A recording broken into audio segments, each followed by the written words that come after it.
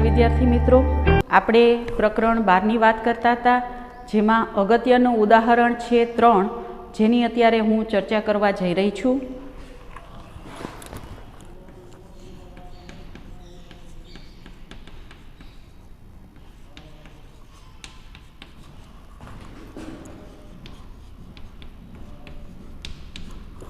આપણે ઉદાહરણ 3 ની વાત કરવાના છીએ.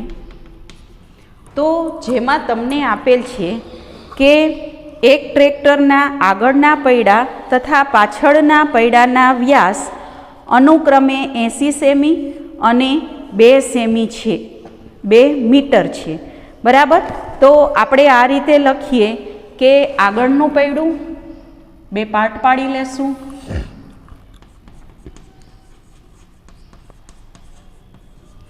આગળના પૈડા માટે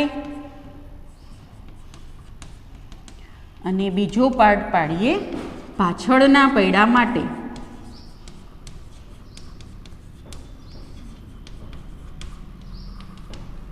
તો આગળના પૈડા માટે આપણે R1 ત્રિજ્યા છે એ લઈએ. તો આગળના પૈડાની ત્રિજ્યા તમને 80 સેમી આપેલ છે, તો તેથી R1 બરાબર 80 સેમી એવું લખી શકાય. એ જ રીતે પાછળના પૈડા માટેની ત્રિજ્યા 2 મીટર આપેલ છે, અને માફ કરશો, ત્રિજ્યા નથી, આપણે વાંચીએ વ્યાસ આપેલા છે. મિત્રો શું આપેલું છે? વ્યાસ. એટલે હું આને D1 કહું. એ જ રીતે D2 શું આપેલ છે? 2 મીટર આપેલ છે.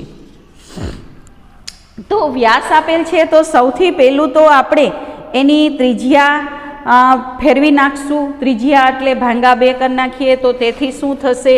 તો કે R1 બરાબર 80/2 એટલે કે 40 સેમી થાય.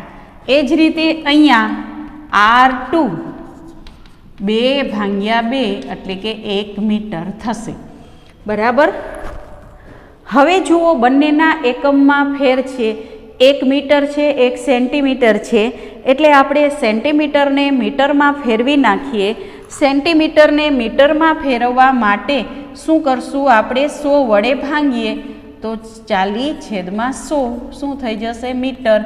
એટલે કે 0.4 મીટર આવી જશે. મિત્રો હવે બંને એકમ સરખા થઈ ગયા. રકમ આગળ વાંચીએ. તમને એમ આપ્યું છે કે જેટલું અંતર કાપતા આગળના પૈડાના 1400 પરિભ્રમણ પૂર્ણ થાય, તેટલું જ અંતર કાપતા પાછળના પૈડાના કેટલા પરિભ્રમણ પૂર્ણ થાય તે શોધશો. તો હવે આપણે શું કરીએ? પહેલાં તો એક પરિભ્રમણ પૂર્ણ કરીએ તો એ પૈડા દ્વારા કેટલું અંતર કપાય એ શોધવા માટે આપણે પરિભ્રમણ એટલે શું થશે? એનો પરિઘ. એટલે આપણે આ રીતે લખી શકીએ કે એક પરિભ્રમણ બરાબર કપાયેલું અંતર બરાબર વર્તુળનું શું આવશે? પરિઘ આવશે. એટલે આપણે આ રીતે લખીએ કે તેથી એક પરિભ્રમણથી કપાયેલ અંતર બરાબર વર્તુળનો પરિઘ, અને બરાબર શું આવશે? 2πr1. તો મિત્રો 2 ના 2 એમનમ, પાઈ એમનમ, અને R1 એટલે શું થશે? 0.4 એટલે શું આવી જશે? 0.8 પાઈ મીટર. આપણે પાઈ એમનમ રહેવા દઈએ જ, કારણ કે આવા દાખલામાં છેવટે પાઈ ઉડી જતા હોય છે. એટલે પાઈની કિંમત સાવ અંતમાં મૂકવાની, અત્યારે આપણે મૂકશું નહીં. તો 0.8 મીટર આને અંતર કાપ્યું. હવે એક પરિભ્રમણથી આટલું અંતર કાપ્યું, તો કેટલા પરિભ્રમણ આપણને આપ્યા છે? 1400 પરિભ્રમણ આપ્યા છે. તો તેથી લખીએ કે 1400 પરિભ્રમણથી કપાયેલ અંતર બરાબર 1400 ગુણ્યા 0.8 પાઈ. બરાબર. એટલે કે એક એક બિંદુ ઉડી જશે અને ગુણાકાર આપણે કરીએ તો કેટલો આવશે? 14 અઠ્ઠા 112 ઉપર 1 મીંડું એટલા પાઈ મીટર. તો નાના પૈડા દ્વારા આપણે આટલું અંતર કાપશું. હવે એટલું જ અંતર મોટું પૈડું કાપે ત્યારે પરિભ્રમણની સંખ્યા શોધવાની છે. તો સૌથી પહેલાં તો આપણે આ જેમ નાનામાં કર્યું એવી રીતે મોટા પૈડા માટે કરી લઈએ, એટલે કે પાછળના પૈડા માટે કરી લઈએ. તો પાછળના પૈડાની આપણે ત્રિજ્યા શોધી લીધી છે. હવે ફરી પાછું એવી રીતે કરીએ કે આ પાછળના પૈડા માટે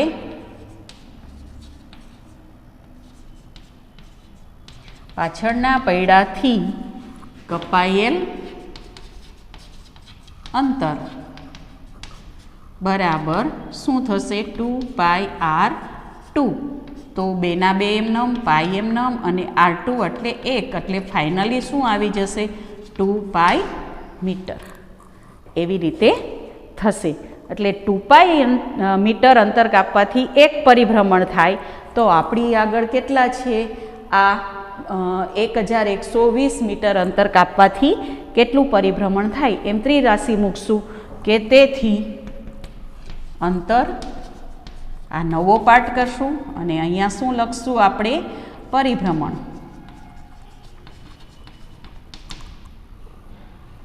તો શું આવશે મિત્રો? તો કે અંતર 2π છે ત્યારે કેટલા પરિભ્રમણ કરે? 1. તો આપણી આગળ કેટલા અંતર છે? તો કે 1120 પાઈ બરાબર કેટલા? તો શું થશે? પરિભ્રમણની સંખ્યા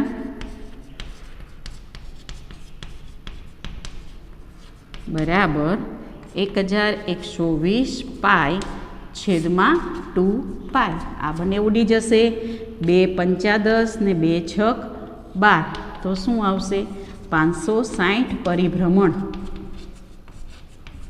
તો આટલા પરિભ્રમણ મોટા પૈડા દ્વારા થાય. પણ મોટા મતલબ કે પાછળના પૈડા દ્વારા થાય. તો આ રીતે આ દાખલો થાય. હવે આપણે સ્વાધ્યાય 12.1નો દાખલા નંબર 3 અહીંયા ચર્ચા કરવા જઈ રહ્યા છીએ.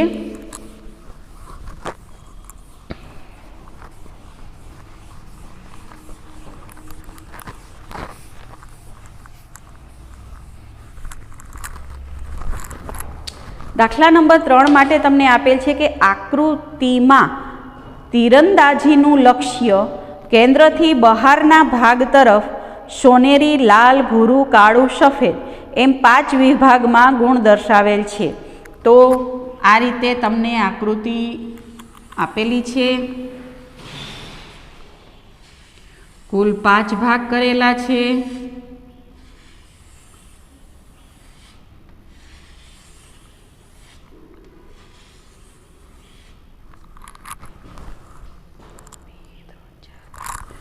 એક, 2, 3, 4 ને 5. વચ્ચેનો ભાગ છે સોનેરી આપેલ છે. પછી અનુક્રમે લાલ, ભૂરું, કાળું અને સફેદ આવી રીતે આપેલ છે. હવે ગુણની ગણતરી માટે સોનેરી રંગ દ્વારા દર્શાવેલ પ્રદેશનો વ્યાસ 21 સેમી છે. સોનેરી રંગ માટે એટલે મિત્રો આ એનો વ્યાસ તમને આપેલ છે 21 સેમી. અને દરેક વિભાગની પહોળાઈ 10.5 સેમી છે. એટલે કે બાકીનામાં છે આટલો ભાગ 10.5 સેમીનો.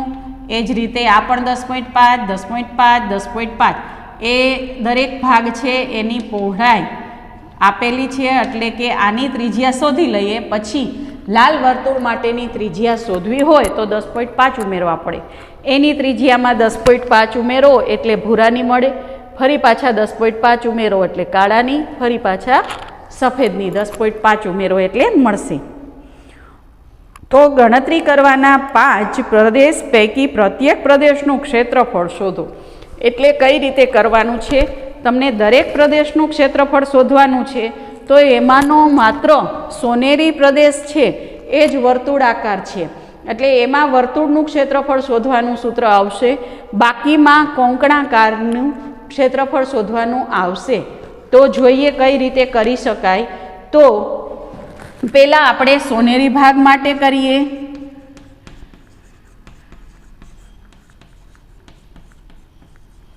તો સોનેરી ભાગ માટે વ્યાસ તમને આપેલો છે 21 સેમી, તેથી આર બરાબર શું થશે? 21/2 સેમી થાય. આપણે 21/2 એમનેમ રાખશું 2, જો છેદ ઉડતા હોય તો ઉડી જશે, નહીં તો છેલ્લે ભાગાકાર કરશું. હવે સોનેરી ભાગનું ક્ષેત્રફળ શોધીએ.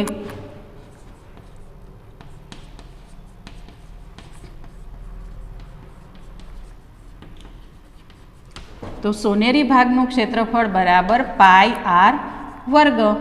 તો પાઈ એટલે 22/7, આર વર્ગ એટલે 21/2 ગુણ્યા 21/2. તો આ 11 દુ 22 અને 7 તેરી 21, તો 11 તેરી 33. 33 ગુણ્યા તમારે 21 કરવાના અને એને ભાગ્યા 2 કરો એટલે જવાબ આવશે 346.5. તો આટલા સેમીનો સ્ક્વેર એ સોનેરી ભાગનું ક્ષેત્રફળ થશે, કારણ કે આખો વર્તુળાકાર પ્રદેશ છે. હવે એના પછી લાલ કોંકણાકાર આવશે. તો આપણે અગાઉ ચર્ચા કર્યા છે એ પ્રમાણે આ રીતે કરશું. બીજો ભાગ લાલ કોંકણાકાર પ્રદેશ માટે. તો લાલ કોંકણાકાર પ્રદેશ છે એના માટે શું કરવું પડશે? તો કે સોનેરી પ્રદેશના વર્તુળના ક્ષેત્રફળમાંથી એટલે બાદ કરવાનું લાલ પ્રદેશમાંથી. તો પહેલાં તો લાલ પ્રદેશની ત્રિજ્યા શોધવી પડશે. તો લાલ પ્રદેશની ત્રિજ્યા કેટલી થશે? આપણે સોનેરી માટે R1 છે એ કેટલું થશે મિત્રો? સોનેરી માટે હમણાં જ આપણે શોધ્યું હતું 21/2, એટલે કે 2 × 2 10.5 સેમી થશે, બરાબર છે. અને લાલ માટે શું થશે? ત્રિજ્યા R2 કહીએ તો 10.5 અને એમાં કેટલી ઉમેરવાની થશે? 10.5. તો ઉમેરો તો કેટલા થશે? 5 ને 5 10, વધી પડી 1, એટલે 21 સેમી થશે. તો હવે લાલ કોંકણાકાર માટે લાલ કોંકણાકારનું ક્ષેત્રફળ બરાબર મોટું એટલે કે લાલનું ક્ષેત્રફળ એટલે કે પાઈ R2 વર્ગ માઇનસ પાઈ R1 વર્ગ, ક્રમશઃ બાદબાકી કરી નાખવાની. પાઈ સામાન્ય નીકળી જશે એટલે 21 વર્ગ માઇનસ R1 એટલે 10.5 વર્ગ. તો અહીંયા સુધી પહોંચ્યા પછી મિત્રો તમે 2 રીતે કરી શકશો. શું 2 રીતે કરી શકાય? તો કે એક તો આપણે પાઈની કિંમત મૂકી દેશું, 21 વર્ગ કરવાનો અને આનો વર્ગ કરવાનો. જો એમ ન કરવું હોય તો તમે એક વખત વત્તા કરો, એક વખત ઓછા કરો અને એ રીતે એનો ગુણાકાર કરીને થઈ શકે. હું એ રીતે કરી બતાવું છું. પાઈ એટલે 22/7, એક વખત 21 ઓછા 10.5 અને એક વખત 21 વત્તા 10.5. ચાલો આનું સાદુરૂપ હું મિત્રો અહીંયા આપું છું. તો કે 22/7 ગુણ્યા 21માંથી આપણે 10.5 કાઢીએ તો 10માંથી 5 જાય તો 5 પોઈન્ટ, અહીંયા આવશે મીંડું, મીંડામાંથી મીંડું જાય એટલે 0. ટૂંકમાં 10.5 એ બાદબાકી કરી અને અહીંયા સરવાળો કરી નાખીએ તો કેટલો આવશે? 31.5. અહીંયા તમે છેદ ઉડાડશો, બરાબર, અને છેદ ઉડાડી અને આ બધાનો ગુણાકાર કરીએ એટલા સેમી સ્ક્વેર તમારો જવાબ આવશે અને એ થશે 1000 39.5. તો આ રીતે આના પછીમાં શું કરશો તમે? ભૂરા રંગના પ્રદેશ માટે શું કરવાનું? તો કે ભૂરા રંગની ત્રિજ્યા કેટલી થશે? તો આની 21 હતી, એમાં 10.5 ઉમેરો એટલે 31.5 માઇનસ અહીંયાથી આટલું, એટલે કે ભૂરા રંગનું લાલ ક્ષેત્રફળ સુધીની ત્રિજ્યા એટલે 21 વાળું. તો ક્રમશઃ તમે આ રીતે 5 ના ક્ષેત્રફળ શોધી શકો. ચાલો, જય શ્રી કૃષ્ણ, જય અંબે માં.